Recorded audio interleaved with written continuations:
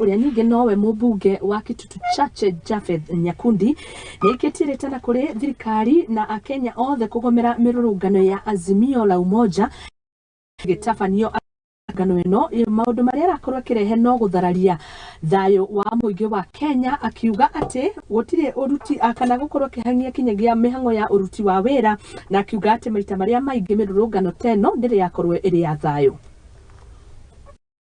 Nyote wale mahali mpo hapa Kisii na Kenya nzima, haya maandamano ambayo yanaendelea hayatakuwa ya manufaa kwetu kama wananchi wa Jamhuri ya Kenya.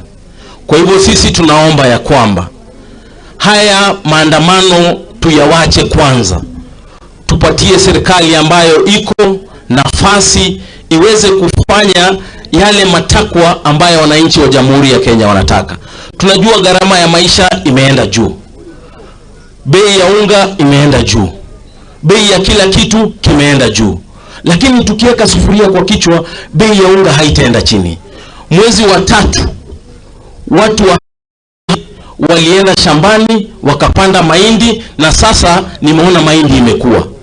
Hao mwezi wa 3 walienda maandamano wakaweka sufuria na mahindi hakuna. Kwa hivyo mimi nawaomba sisi wote tuweze kupatiana nafasi kwa serikali na hata wabunge, hata mpaka MCA, nafasi yaweze kupanga kazi yake.